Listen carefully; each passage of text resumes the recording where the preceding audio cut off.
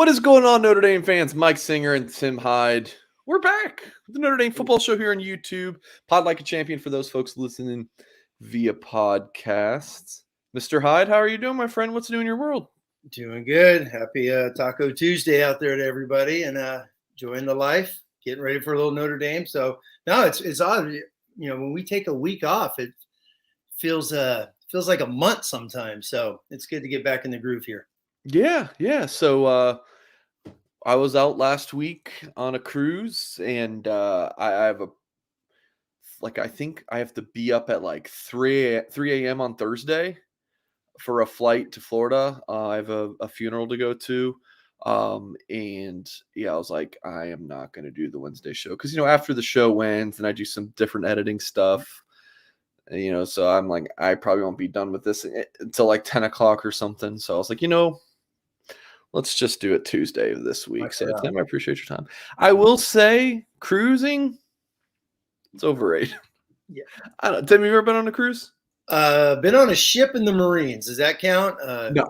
Crossing multiple oceans to Eastern Africa, that doesn't count? No, it does not. It counts for a whole different thing, which is amazing. I got you. And Tim, I appreciate your service, but yeah. Jay Carr says Mike got the unlimited drinks option. I actually did not, and I kind of regret it. Oh yeah. But that's a whole different discussion for a different day.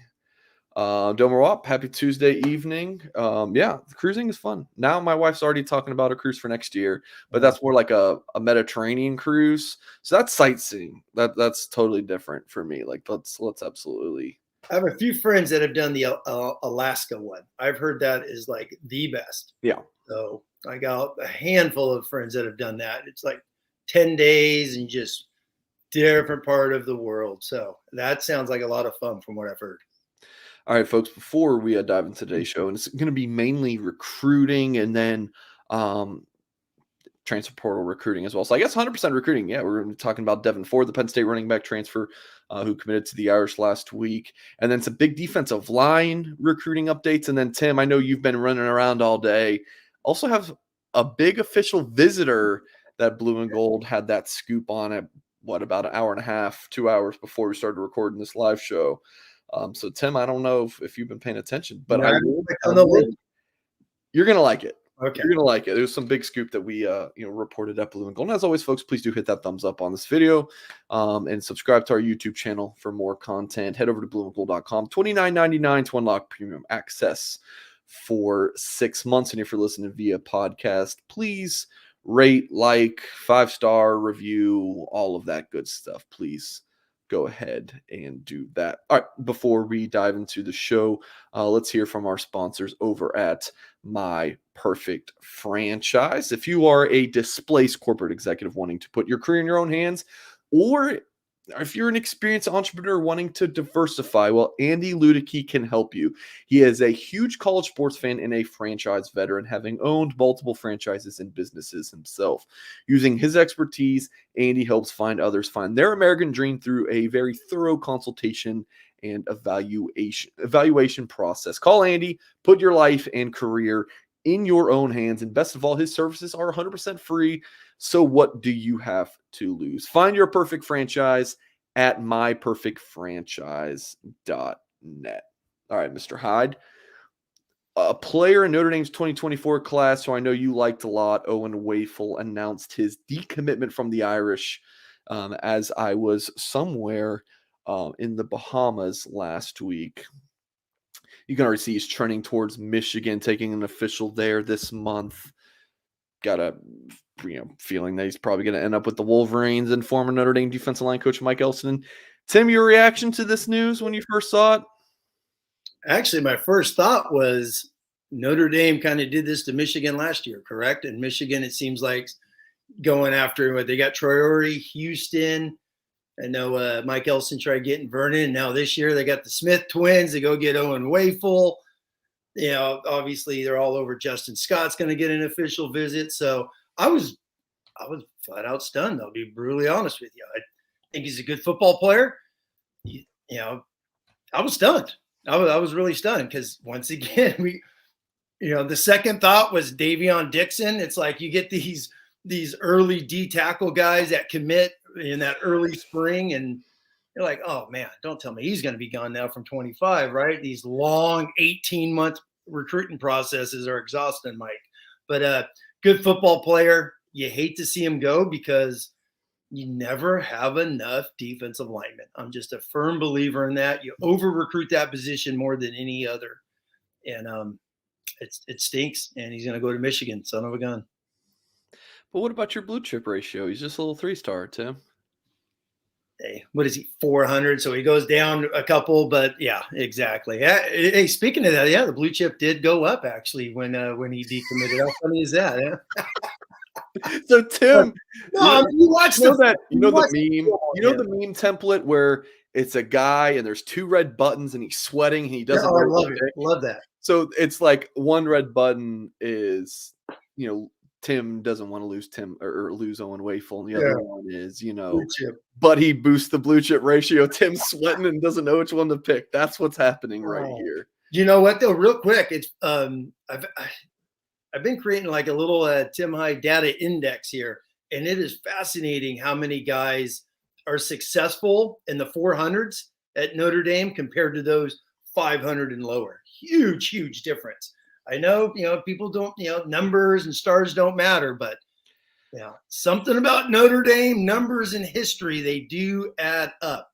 But no, he's a good football player. And I guess just reading between the lines, Michigan's been on him nonstop, wants to check it out, and things happen, right, in this crazy recruiting world. So it's a loss. I mean, you just watch his film. He's got a high motor. He's a guy that could definitely play at Notre Dame. So it stinks. That was my initial 2-minute thoughts on it. Yeah. Hey, shout out to Notre Dame lacrosse, win a national championship. Yes. How about that, Tim? I'm not a big lacrosse guy, and I watched the entire second half. Had that thing going on. It was awesome. Did you know what was happening other than that? It's lacrosse. I got a bunch of football players that play lacrosse, so I'm not gonna, go hang out in the stands and buy a ticket or whatnot. But obviously, when it's on, and it was very exciting to watch. That place was rocking, Notre Dame fans. So awesome atmosphere, and you get a national championship. Not too bad. No, especially a coach has been there. I think it's since '89. You start doing all the numbers, and I saw, you gotta love Twitter. People on Twitter talking about, he's the curse because since he's been at Notre Dame, they haven't won a football championship. Talking about the coach, so I thought that was funny. Just all these little interesting tidbits, people out there, and then lacrosse wins a title before Notre Dame's last one, so that's a kicker. In football, yeah, it's like, come on, football. Yeah, I still count 93. All the old time guys out there know what I'm talking about. I'm counting 93. I don't care what anyone says. Go back to Wafel.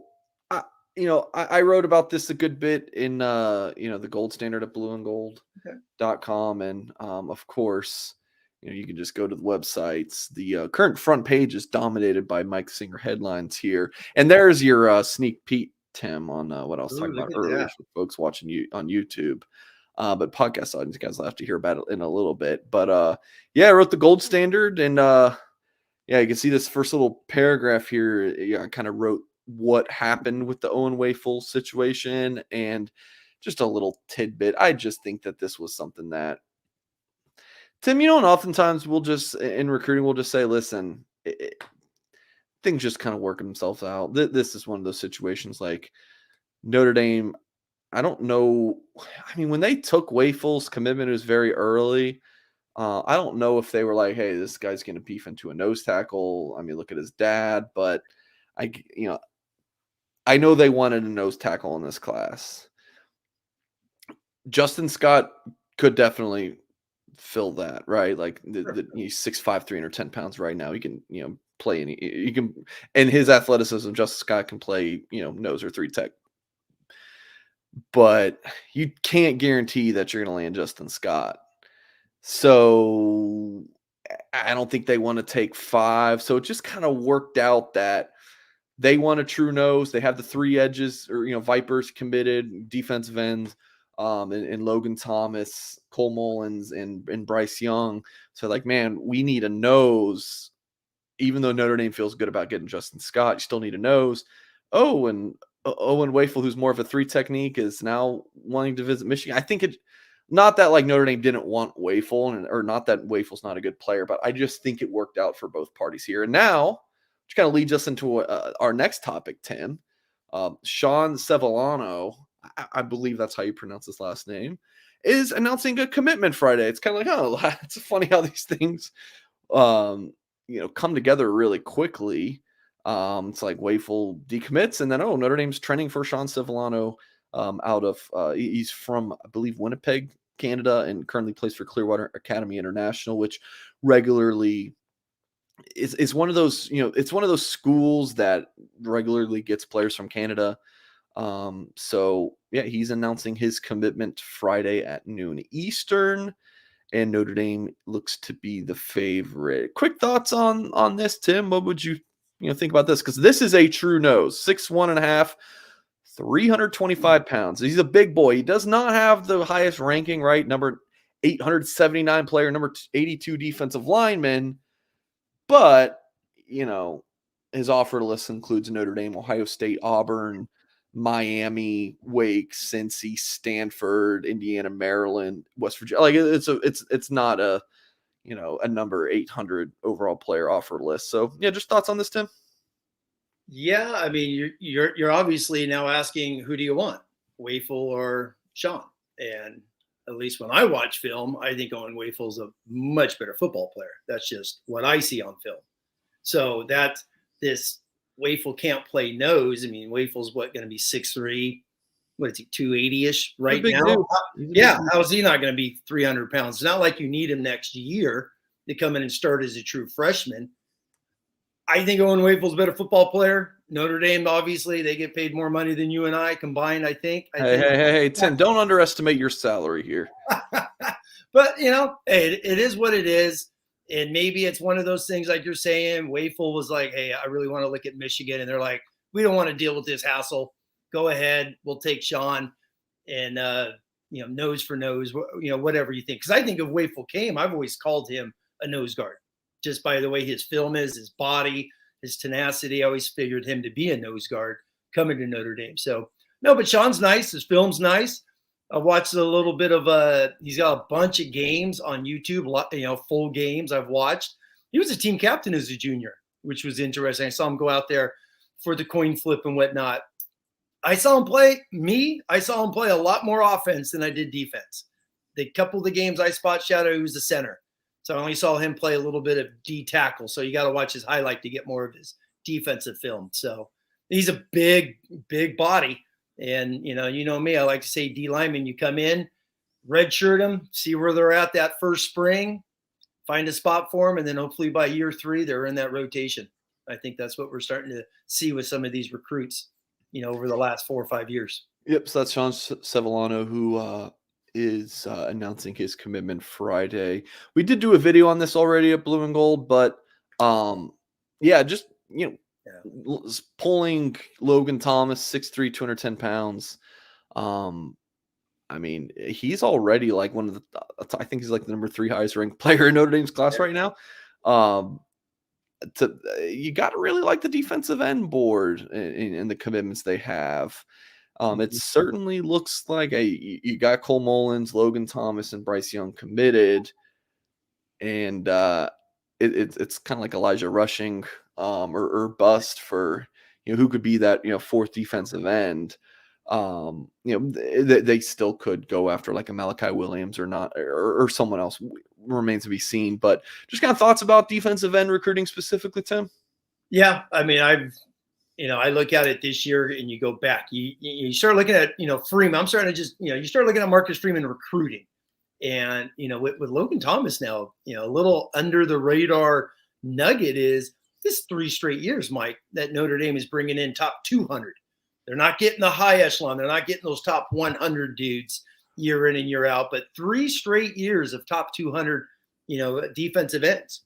Ford, they moved inside. Then obviously you still got Aiden Gobira.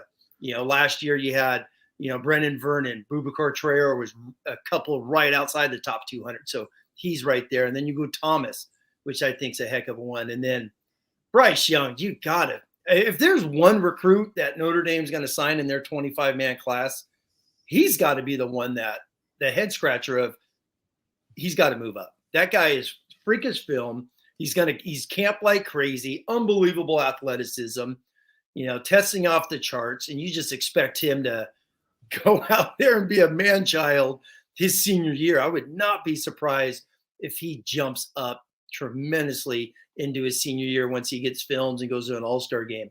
So it has been night and day compared to where it was the previous 3, 4, 5 years.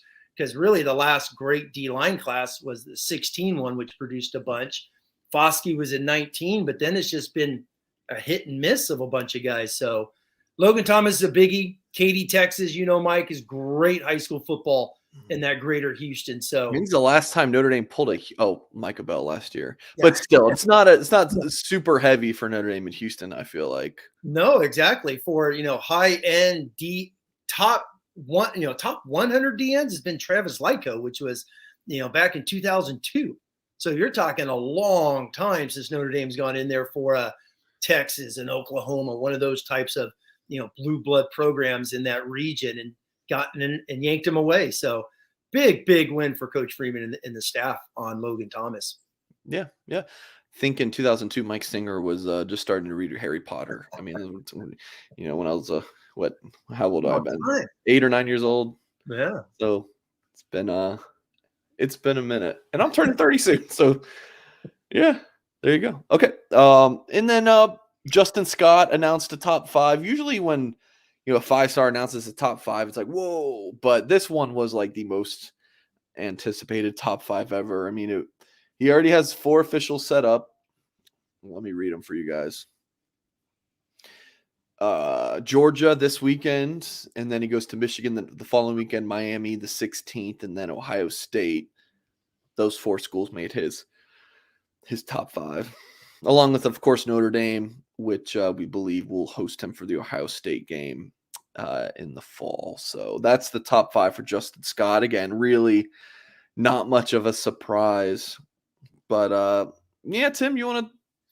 I don't know what else we can say about this 5-star talent that we haven't already said. But no, I was going to say, real quick, did he go to Georgia unofficially, or is this going to be his first time going to Georgia?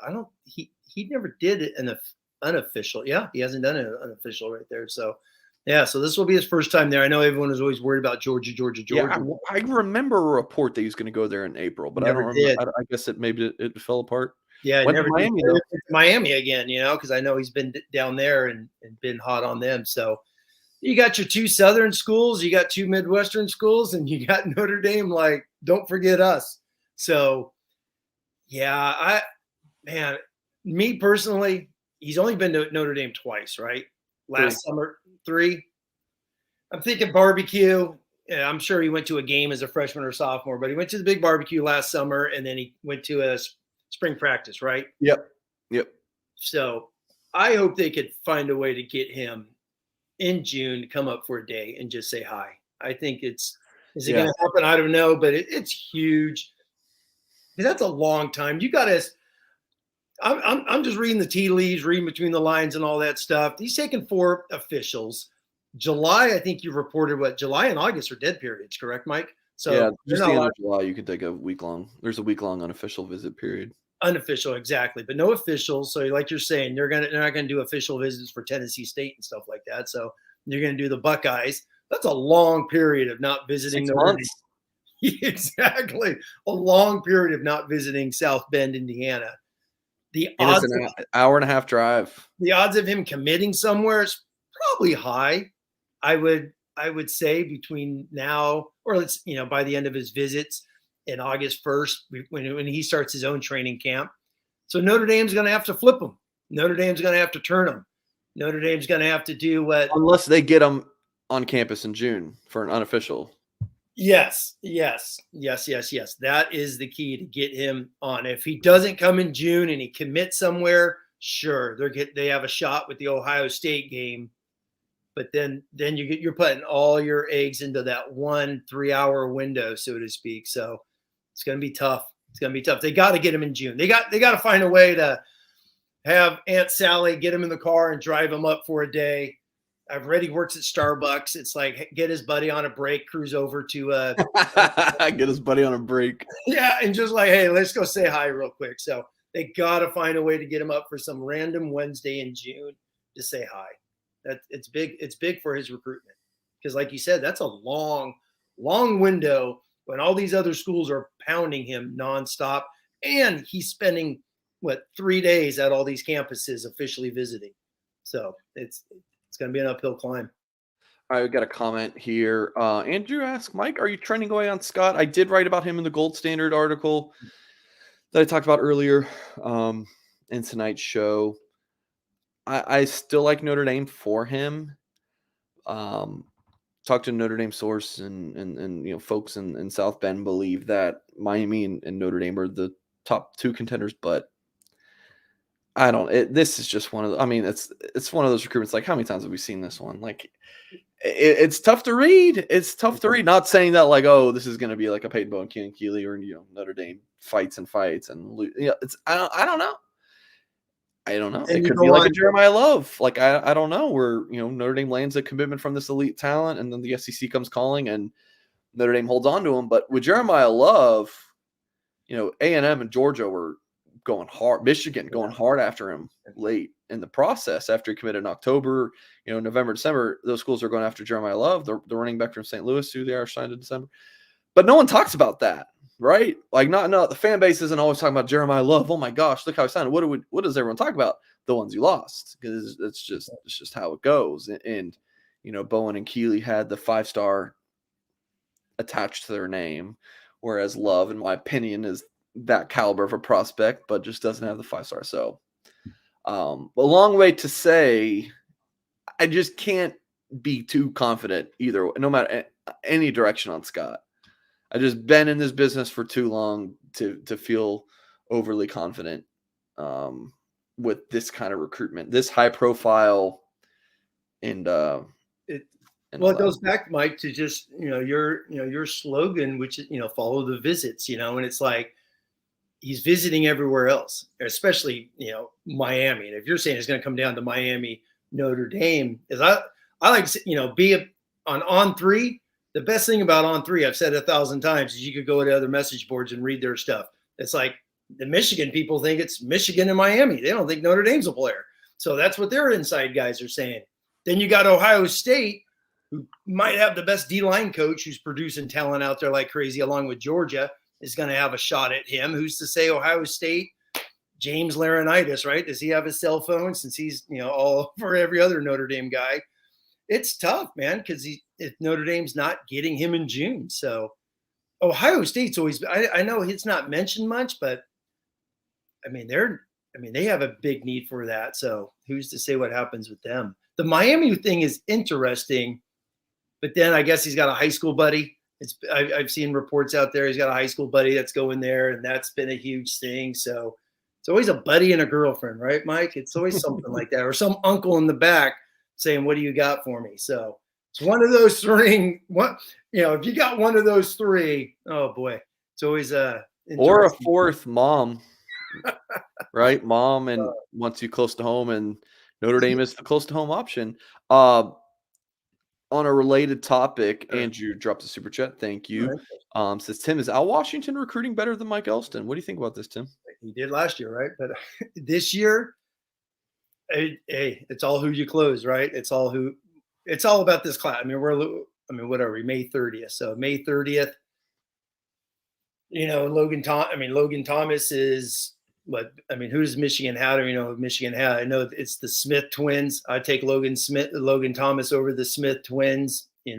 Wafel. Bryce Young's better than Owen Wafel. Bryce Young's a heck of a football player. So it's going to be how Notre Dame closes with the two big guys, Elijah Rushing and Justin Scott. Yeah, they don't have Jacob Smith committed yet. No, but I'm just assuming he's going to go there. So they have Ted Hammond, a 4-star from Cincinnati, who Notre Dame had on campus a few times but didn't offer. He's the number 389 player. He's 6'4", 265. And then, Jared Smith, even though some Notre Dame people might want to say, oh, that was a recruiting loss for Notre Dame, they moved off of him. that's fine. People can say that. But the fact is Notre Dame wanted him for a really long time. They wanted the twins, and they didn't get them. And you were even reported, Mike, a month before all that happened, like one of the Smith twins is like liking Michigan more than Notre Dame. Yeah. So it was like out there before all this stuff hit. So I would say Michigan beat out Notre Dame for him. But then, who visited Michigan and really liked Michigan was Bryce Young. Yes. Now, they might get way full. Now, do you want to chalk that up as a recruiting loss for Notre Dame? I personally wouldn't, but no, I would say, especially if they get Sean. I mean, you got two big interior nose guard type guys. Both. I mean, as much as I like Wayful on film, it's still the Hun school. Half of his film he's never blocked because guys don't know how to. So there's some old linemen he's playing against just don't know how to block, and it's running free. But so you go 1 for 1 in there. That I could fully understand. Logan Thomas is a heck of a get, and Bryce Young is a heck of a get. So I would take those two over the Michigan guys right now. But I mean, to answer the question, I mean, Elson was here for so long, and he did a really good job, right? I mean, he developed some. They had some big misses, big periods of just not getting guys. But the defensive line at Notre Dame, went from that white whale to being a strength. Like the defensive line rotation. But I mean, on paper for, the past class and a half for Washington, I think he's done a pretty good job. And just in terms of recruiting rankings, I would say he's doing a better job than else, but it's hard to compare because you can't look at how Washington's recruits and be like, oh, what have they done? The guys he signed in 2023 have not played yet. I mean, what are we going to base this off of? So it's just on paper. And I think the 2023 defensive line class, Vernon, Houston, I mean, it is a really good class, but I mean, rankings-wise, it's up there with anything else in Notre Dame. I mean, they had 3 in the top 250, which had only happened once in the last decade at Notre Dame. So, and Houston, Michigan wanted his brothers on the basketball team at Michigan. Yeah. They wanted him. They got Traore away. I mean, there was reports that Mike Elson kept calling Vernon all the way up to signing day, and Brendan Vernon just didn't answer the phone. So he tried to flip him, and it just didn't happen. So, yeah, I would definitely say Al Washington right now, and he's still got some heavyweights to close in on, which Notre Dame's in the finalists. That's the key. Yeah, Rushing and Scott. All right, folks, let's hear from our sponsors over at you know what time it is. It's the Rogue Shop time. Now it's the husband and wife outfit. Mr. Rogue and his wife Shar are craft cannabis farmers who specialize in small batch sustainable plant medicine, a true holistic type of small business. They farm and grow everything themselves and do everything by hand. Their website to visit is rogueshop.com. That's ROGU shop.com. They sell everything, folks: CBD, THC, edibles, tinctures, smokables, bath salts, pain creams, topicals, vapes, candles, soaps, and more. Their website has a chat function where you can speak to Mr. Rogue and Shar any time of the day. Ask them any questions you may have about their products. Go check out rogueshop.com if you have issues sleeping, chronic pain, and or have anxiety or stress issues. And you can use the promo code Blue and Gold to get 10% off your order. Again, folks, that is promo code Blue and Gold, one word. Type that in, get 10% off your order, rogueshop.com. All right, Mr. Hyde, I kind of teased earlier in the show this bigger news that, we broke at Blue and Gold this week. You got to love it. We got the fancy graphic and everything. Caleb Beasley taking an official visit to Notre Dame, where it's going to be a little while. We're talking about 4 months from now. But the Ohio State game, multiple sources tell Blue and Gold, the 4-star Volunteers commit out of Nashville going to head to South Bend at the end of September. Tim, you know me, Tim. I don't have the strongest reaction on rankings, right? I know that some people shtick to just go bash everyone and say that they, fan media, whatever. Like, I'm going to die on the rankings hill. For me, it's just subjective. These people are doing their best in an impossible line of work to rank everyone accurately.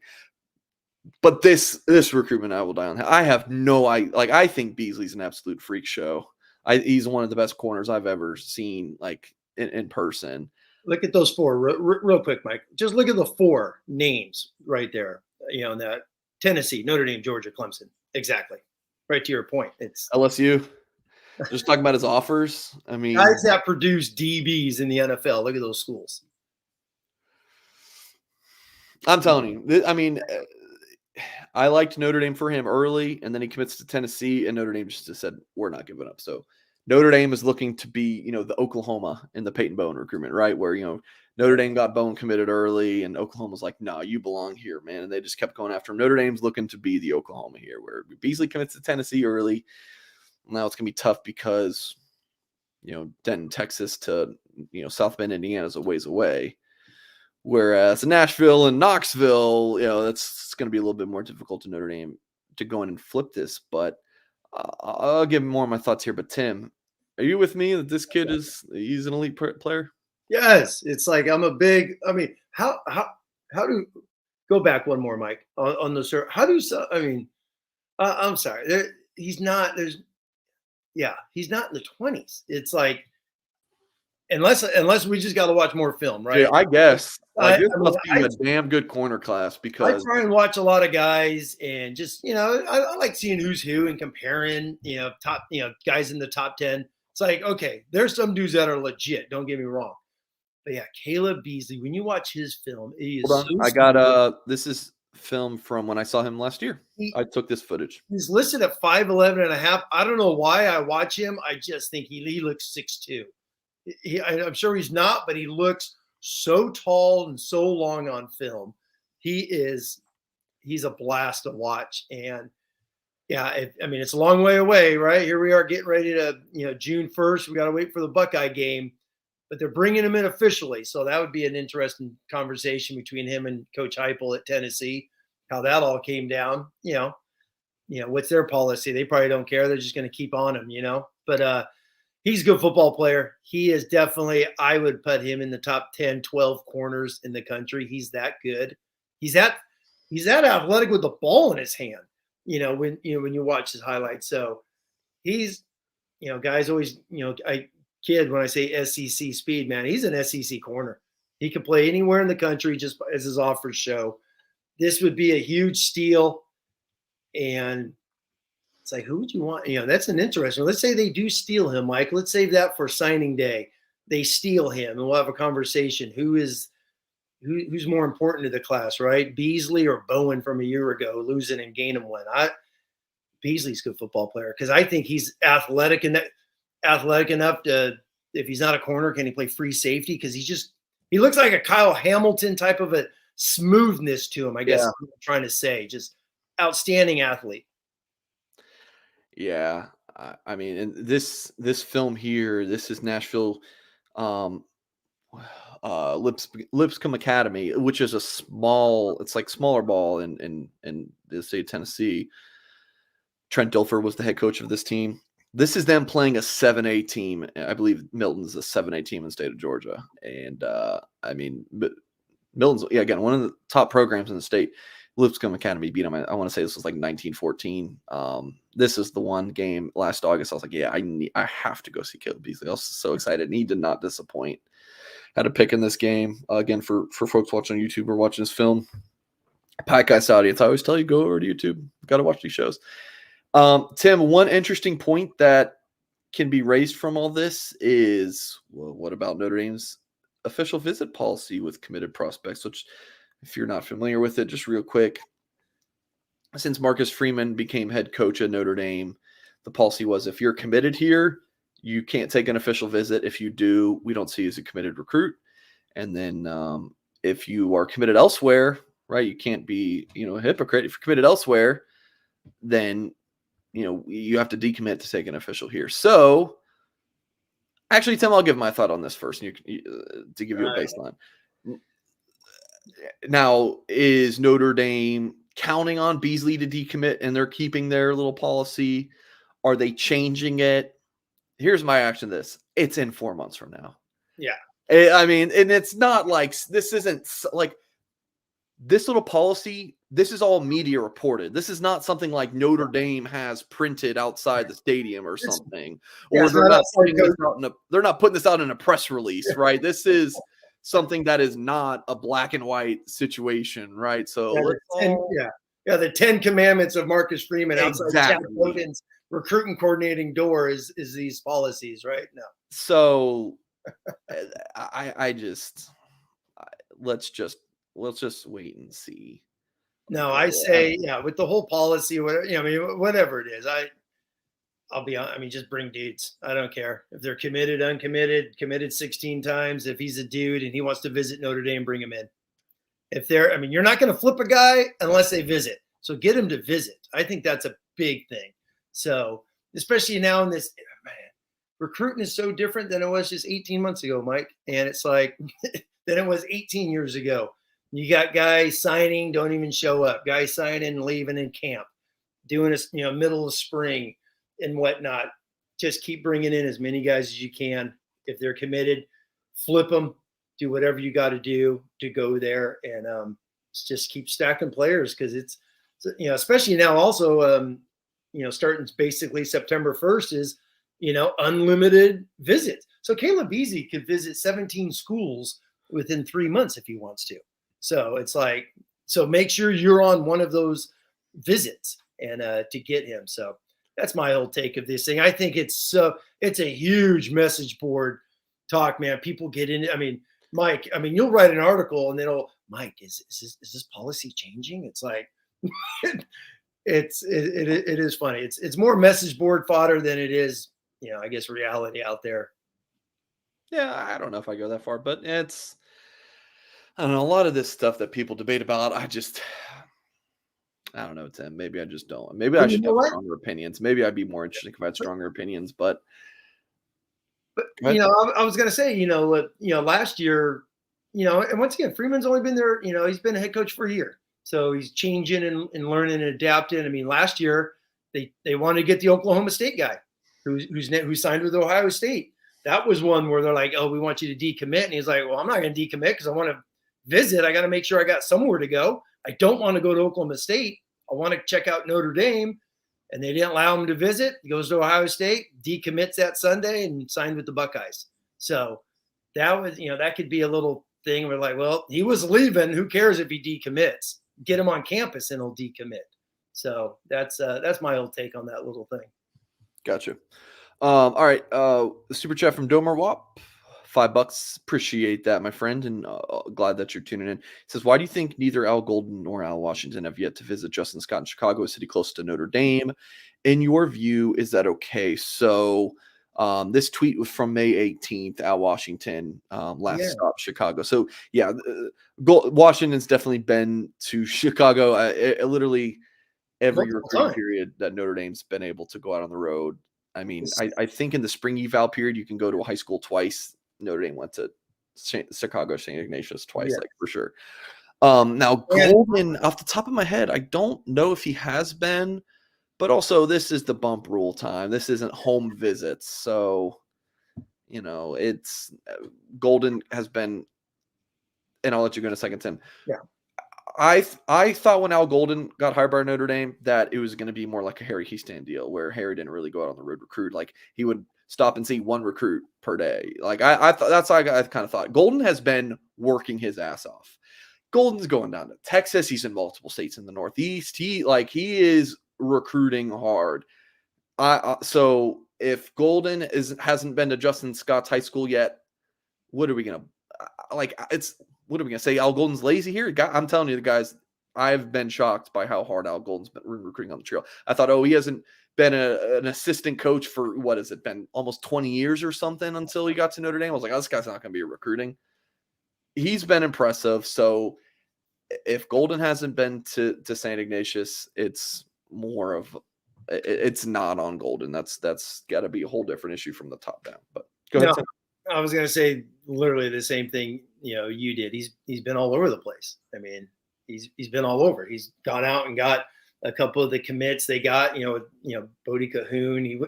He went and saw Rizak work out and they're like, how does this guy not have, Power 5 offers?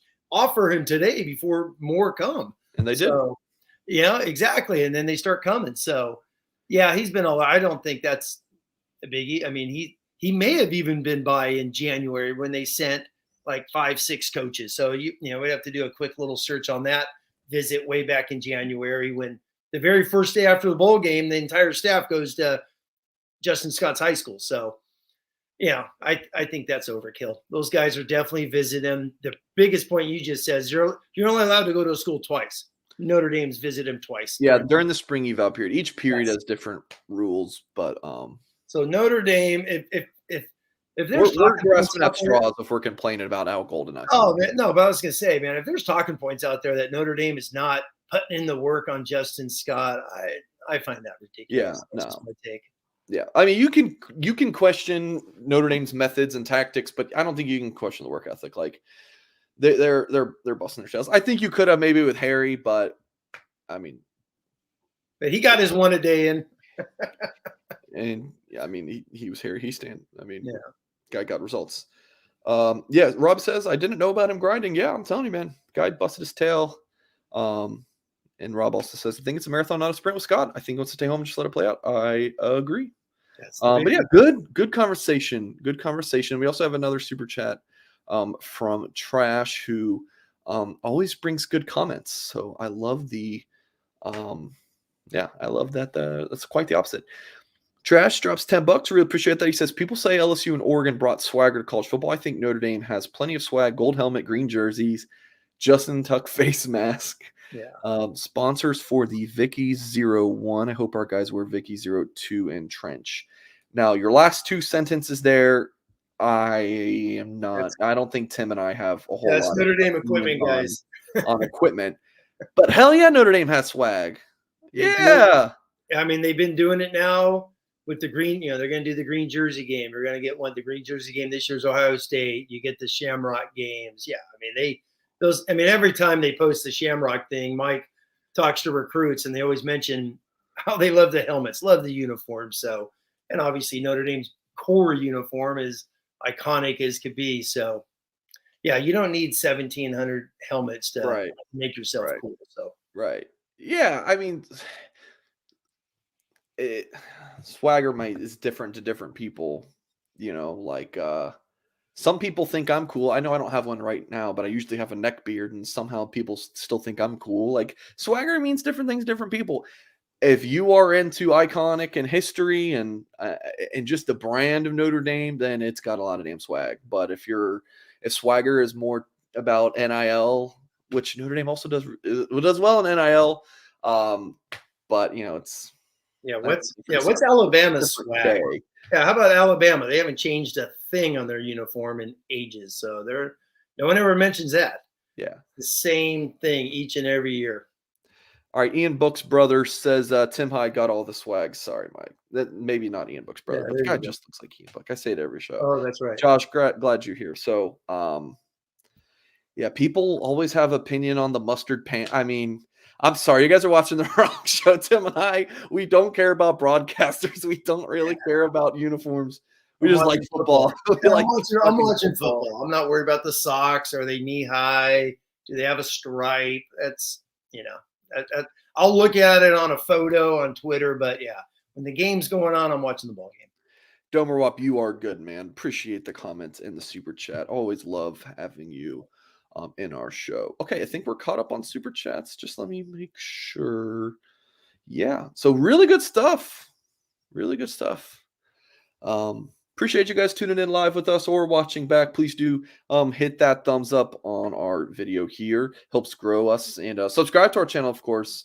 And if you like this show and you like our YouTube content, you will love blueandgold.com. So please do consider signing up on our website. $29.99 to unlock premium access for 6 months. Sometimes I have to pinch myself. Like right now we have something like 260 people watching. It's a Tuesday night in May. Like I get to do this for a living. This is the best, man. No, you're right. It's fun. It's enjoyable. The comments are awesome tonight. So yeah, I mean, we take a week off, and this is Bama swag is on the field. I hear you. That's what one guy writes. So you guys can have the uniform and broadcaster opinions. You guys tell us. We'll pop it on the screen. We'll take your word for it, but just don't. Well, we're gonna get it with the first. I mean, that first Notre Dame NBC game, man. It's coming out on our live show, our first post game show. It happens every game. The broadcasters. Oh, all the time. We're like, Who are the broadcasters this year? Because it changes every year. I have no idea. I have no idea. Just tell me where to go. Just Yeah. tell me when they're People playing. drop in the YouTube comment too, because it changes. It seems like, the Notre Dame games are always a stepping stone for. Yes. It's kind of like, your smaller European soccer leagues where it's just you come here, you play for a couple years, and you go to the bigger European clubs. That's basically what it seems like Notre Dame, at least in recent years. Did Kyle Rudolph do the spring game? He was good. That was Kyle Rudolph, right? Okay. Yeah, and it was Jason Garrett last year, right? Yeah, Garrett. So. And I'm thinking he's out. I honestly can't. I like Ryan Harris, but he does radio. Yeah, he's really good on the radio. Yeah. All right, Tim. Notre Dame last week landed a commitment. It was a bit of a surprise in that I was on a cruise last week, so I don't know for sure, but I don't believe it was reported that this guy was visiting or anything like that. But then you just get all out of the blue. Oh, Devin Ford, a former Penn State running back, is transferring to Notre Dame. 5'11", 200 pounds, from Stafford, Virginia. Spent 4 seasons at Penn State. Statistically, let's see, Tim. Not blowing you away. Played in 27 games, 133 attempts, 629 yards, 6 touchdowns. Last year, maybe those stats aren't updated because it looks like on those stats it didn't say 2022. He played. He did what Jacob Lacey did. He played 4 games and redshirted. Okay, so 7 rushes for 37 yards last year. I believe he was battling injury. I don't know a ton about him. Again, I was out last week, but out of high school, ranked pretty high. Rivals had him as the nation's number 40 player, number 1 all-purpose back in the 2019 class. I mean, ESPN 24/7 ranked him highly. On 3 wasn't around yet, so they didn't have their own ranking, but ranked really high. Which everyone tells me that means you're going to be an elite recruit. Ford, though, just hasn't really worked. Hasn't had that production. But when you look, Tim, at Notre Dame's scholarship room, you have Audric Estime, right? That's your bell cow. Yep. That's the guy. Behind him, I think Jadarian Price had 4 carries last year, Jabran Payne had 3 or 4 carries last year. Jeremiah Love obviously hasn't stepped on a college campus yet to start Notre Dame. He gets there in a couple weeks. And Jadarian Price was out last year with his injury, Achilles injuries, which is a serious injury to recover from. Jabran Payne has a history of injuries. Jeremiah Love hasn't even practiced for Notre Dame yet. So it made sense to go get a transfer running back, right? So you didn't need, this elite talent. You needed a depth piece. Obviously, you want the best player you can get, but this made sense for Notre Dame. I'm rambling, Tim. What are your thoughts on Devin Ford picking Notre Dame? I mean, with Logan Diggs leaving, right. The first thing I said was, okay, now Audric Estime needs to be the 2020, 2021 Kyron Williams. He needs to be the horse. He needs to be the guy that's going to be on the field 90% of the time. I think that's going to happen. I don't think we're going to see a big rotation. I just don't. You have Sam Hartman. You got some young guys on the interior. So you're going to need someone I'm a big believer in running back and pass protecting. I think Notre Dame brought in Sam Hartman to throw the ball 35 times a game. I think they're going to throw the ball a lot this year. I just do. So the ground pound, 55 times running duo at teams is probably not going to happen this season.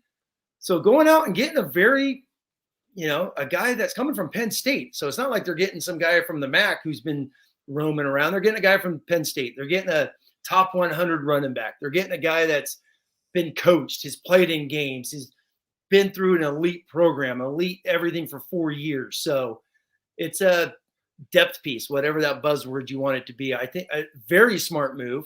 So behind the scenes, and plus Jared, Parker was at Penn State when he was there, I believe, as a freshman. So he probably remembers him and knows of him and things of that nature. So that's a good point. Smart move.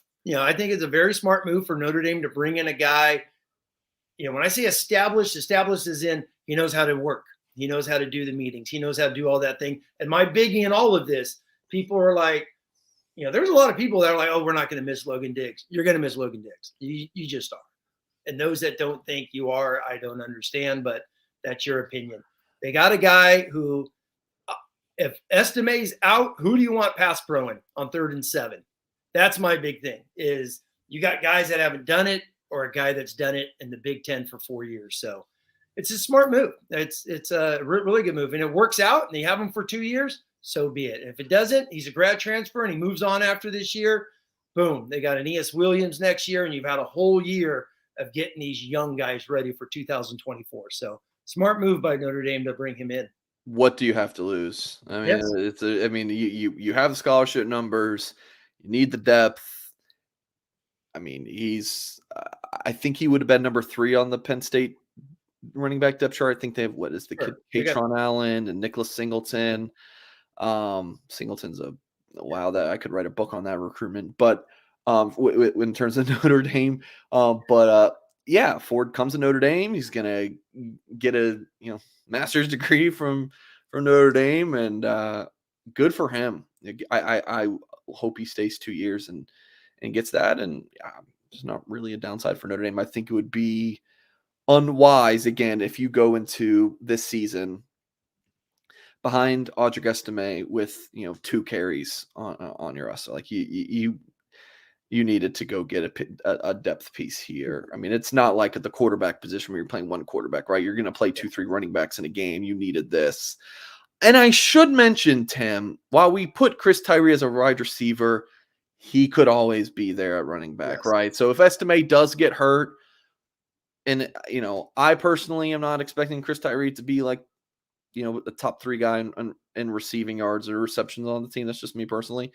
So you could always move Tyree back there. It should be mentioned. Do you any thoughts on that, Tim? No, exactly. I mean, there's another guy, Chris Tyree, who's got 3 years in the running back room. So, I mean, he could go back there and run for 20 carries in a game if need be, if Estime's out. Sure, running back's riding a bike. It's just footwork, boom. He hasn't done it. If he's out there running bubbles and quick outs and jet sweeps and all that, put him back, work on his steps. He'll be no problem. But yeah, but Tyree and then just bringing him Ford's good because now this was one of the issues last year was Tyree. There was always rumors that they wanted to move Tyree to the slot, but they couldn't because remember Diggs got hurt in the spring. So you had to have Tyree as that second back going into the season.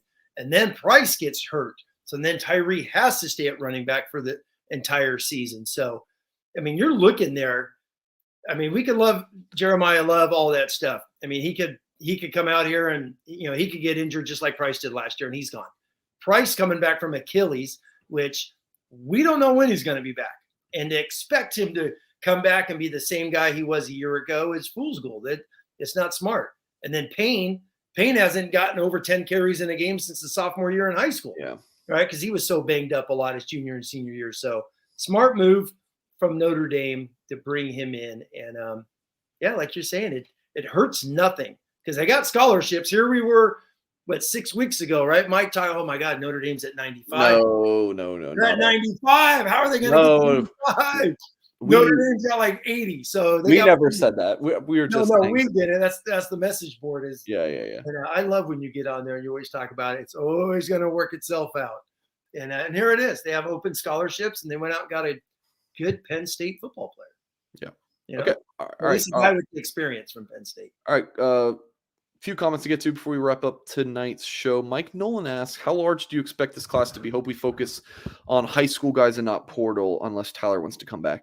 I would say earlier in my career as a recruiting writer, I would really focus on the total amount of guys that, the schoolhouse covering is going to take in the class. But I've kind of changed that. Instead of looking at total number, I'll just go position by position. So quarterback, you got 1, right? And whatever this adds up to be, it adds up to me. Running back, I think Notre Dame will take 2.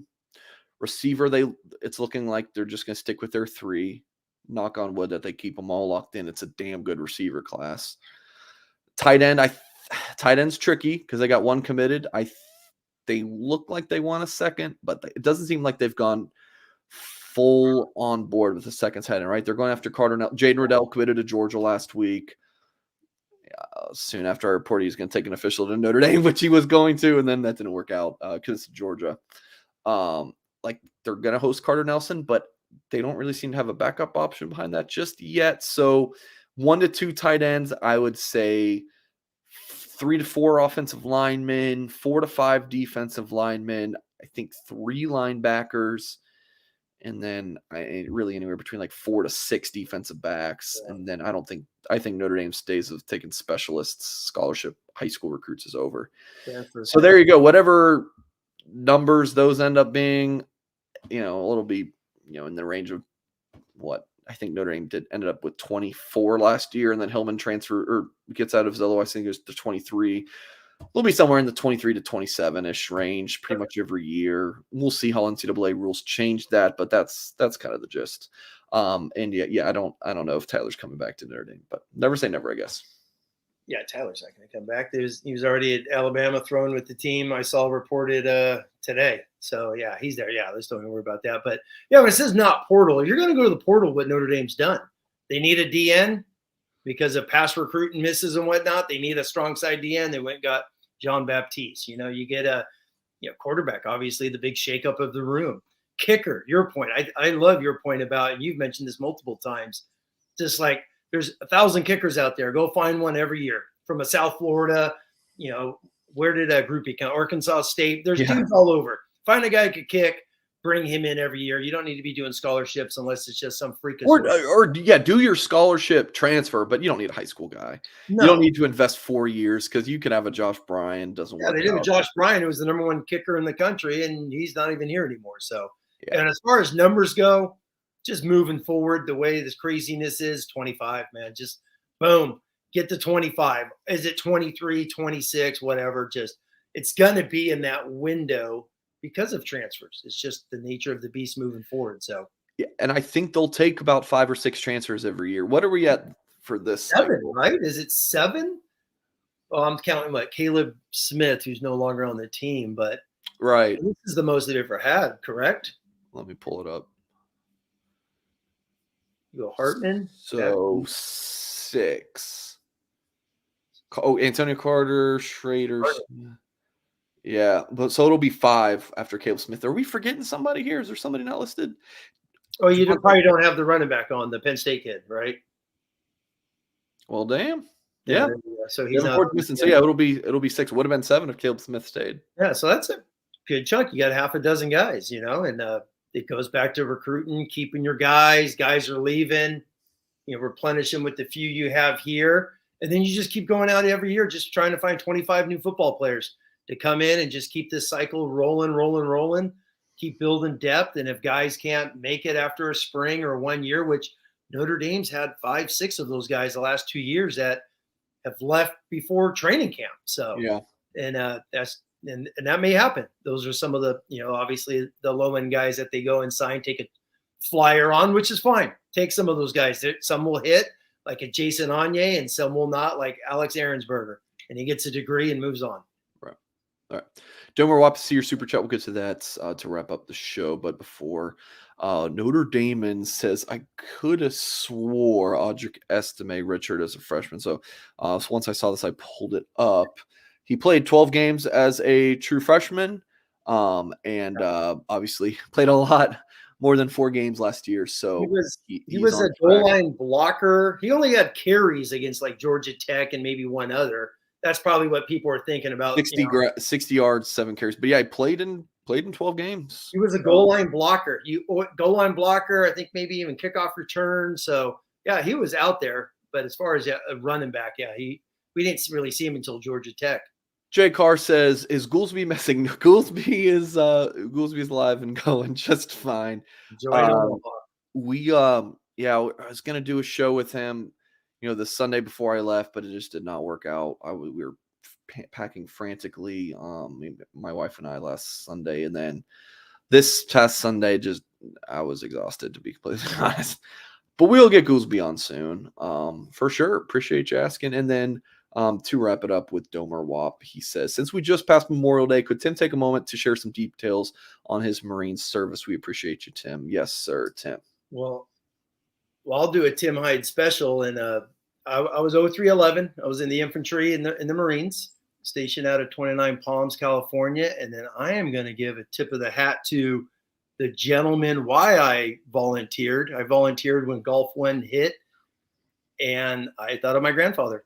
I've talked about this before. My grandfather was a huge Notre Dame fan growing up, and he was 17 years old in Joplin, Missouri, and he went and lied on his enlistment into the Navy because he wanted to get the heck out of Missouri. Nothing against Missouri.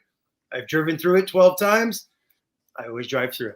But anyway, and a couple months later, he was hanging out in this little port in Hawaii, and Pearl Harbor hit. And then my grandfather served all in the Navy, doing many island hopping. So I'm going to talk more about my grandfather on Memorial Day, who served in World War II from Guadalcanal. His boat was part of the Doolittle raid, which is amazing. And then his one of his last tours was the invasion of Iwo Jima. So he was there. So tip of the hat to Mr. Robert Bryan. Love it. Love it. Tim, can I get a true 30 seconds? Just it's completely random. How excited are you for Brennan Vernon to get to Notre Dame this summer? Are you as fired up as I am? Let's get him here, throw him at strong side DN, and just say play the C gap and go as fast as you can. So we talked about this a lot. Since I started covering Notre Dame, each year you have a summer enrollee who comes in surprises, right? You know, I forget who the 2019 was. Oh, Kyle Hamilton, but that wasn't really a surprise. Yeah, it's Clarence Lewis in 20. Right. So Clarence Lewis, Joe All, Ben Morrison. Yep. Give me Brennan Vernon. Give me Brennan Vernon to come in this fall and be the. I mean, no one's talking about Brennan Vernon, right? Right. Kyle Hamilton, everyone expected, yeah, he's going to be the guy. Like even Jaden Mickey last year. Yeah, Jaden Mickey, like they were Jaden Greathouse this year. They're on, the Mike Singers of the world putting in there. Here are the 5 true freshmen who can make an impact. No one was talking about Joe Alt, even as much as I love the guy. I didn't think he was going to be a true freshman impact guy, let alone this future All-American that soon, right? I thought he was going to be, he'll get 2 years starting and, junior, senior year. But anyways, I don't want to get on a Joel tangent, but I think Brennan Vernon's the guy. Brennan Vernon is the guy. That's the guy we've talked about. He's the easy pick out of the group because such a large group obviously showed up in the spring. But I'm with you. I hope they put him at strong side DN and just you got 2 old dudes over there, Nana and Baptiste, and let Vernon just tee off and go as hard as he can. I said it 6 months ago. I hope they find a way to get him 12 snaps a game. Get him out there for 12 snaps a game and use his energy. And with this comment, we will wrap up today's show. If you're just now tuning in and you're on YouTube, just grab the little cursor thing and just drag it all the way to the left.